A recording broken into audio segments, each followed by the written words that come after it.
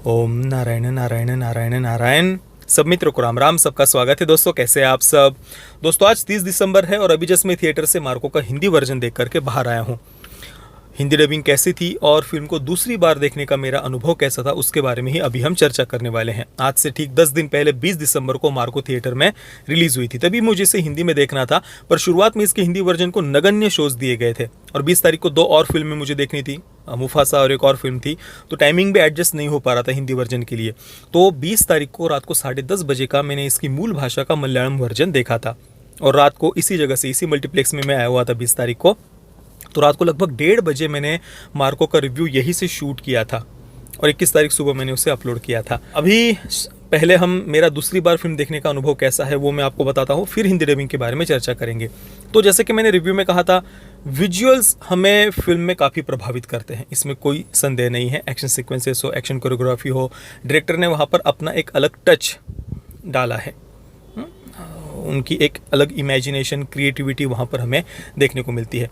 और दूसरा वायलेंस, खून खराबा, वो तो एक्सट्रीम लेवल का है। मतलब आज तक भारतीय सिनेमा में ऐसा कुछ नहीं देखा, वैसा कुछ वायलेंस देखने को मिलता है।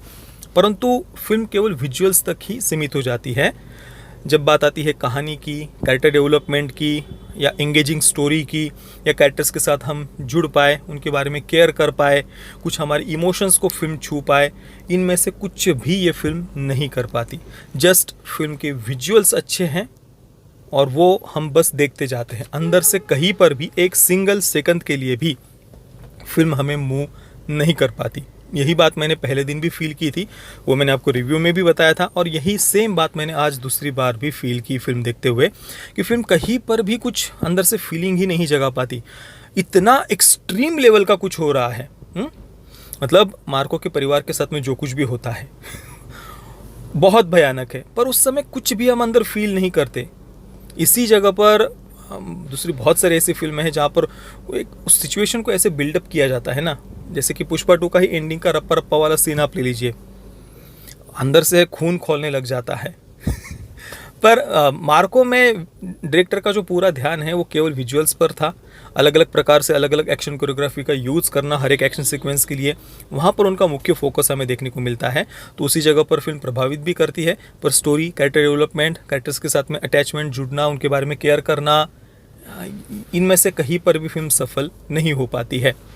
और पहली बार में जो एक शॉक वैल्यू थी ना फिल्म की, कि यार अरे बाप रे, ये मैंने क्या देख लिया, आज तक तो ऐसा किसी भारतीय सिनेमा में देखा ही नहीं, ये हम पहली बार में फील करते हैं। आज दूसरी बार जब मैंने मार्को को देखा तो वो बात भी दोबारा से फील नहीं हुई।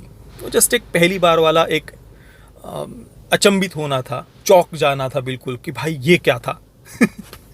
तो वो दूसरी बार में नहीं हो पाता। और मार्को को ऐसी फिल्म भी नहीं कि जिसे हम बार बार थिएटर में जा करके या बार बार देखना चाहेंगे, क्योंकि जो खून खराबा, एक्सट्रीम लेवल का वायलेंस है, उसके पीछे अगर इमोशंस होते, सिचुएशंस को उस प्रकार से बिल्ड किया होता, तब तो हम देख भी पाते फिर से।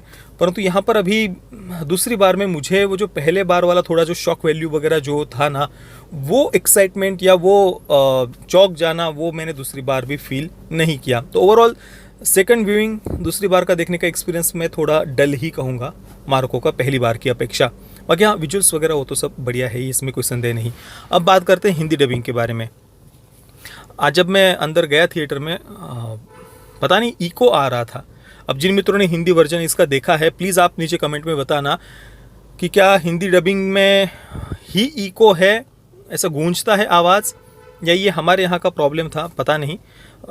मैंने जो मल्टीप्लेक्स से जो लोग थे उनको बताया भी, उन्होंने कहा कि इंटरवल के बाद में हम थोड़ा चेंज करते हैं। तो इंटरवल के बाद में थोड़ा इको कम हुआ था, परंतु फिर भी आवाज़ गूंज रहा था, बैकग्राउंड म्यूजिक भी गूंज रहा था, और वो बहुत ज़्यादा लाउड था। कुछ कुछ जगहों पर तो डायलॉग्स भी ठीक से सुनाई नहीं दे रहे थे।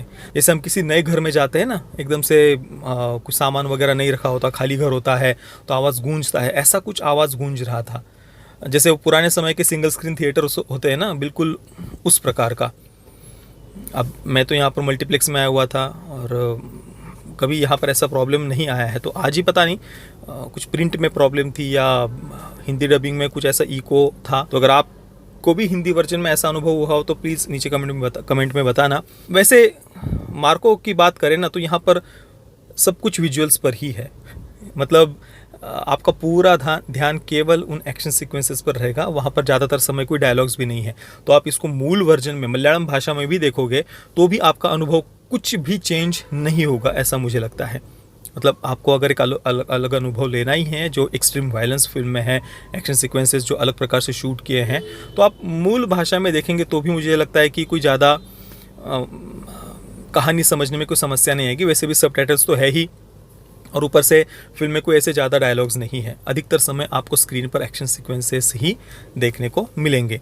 बाकी तो ट्रांसलेशन वगैरह उसके बारे में चर्चा करने का कोई मतलब नहीं है, क्योंकि ज़्यादा कोई ऐसे डायलॉग्स वगैरह है भी नहीं फिल्म में, तो उन बातों पर उतना ध्यान हमारा जाता भी नहीं है। दूसरी बार देखते समय थोड़ा सा कुछ बातें इलॉजिकल लगती है। पहली बार में भी वो लगा था, मैंने रिव्यू में भी कहा था कि भाई जब जैसे मार्को है उसके परिवार को जब मारा जा रहा होता है, तब उसका कुछ ऐसे खून खोल रहा हो, कुछ प्रयास कर रहा हो सामने वाले को रोकने का, विलन को, वो देखने को ही नहीं मिलता। और जैसे ही विलन जाता है 10 मिनट के अंदर वो पूरा सूट बूट पहन करके सेंट मार के तैयार हो जाता है। ये बात बड़ी ही खटकती है फिल्म देखते समय।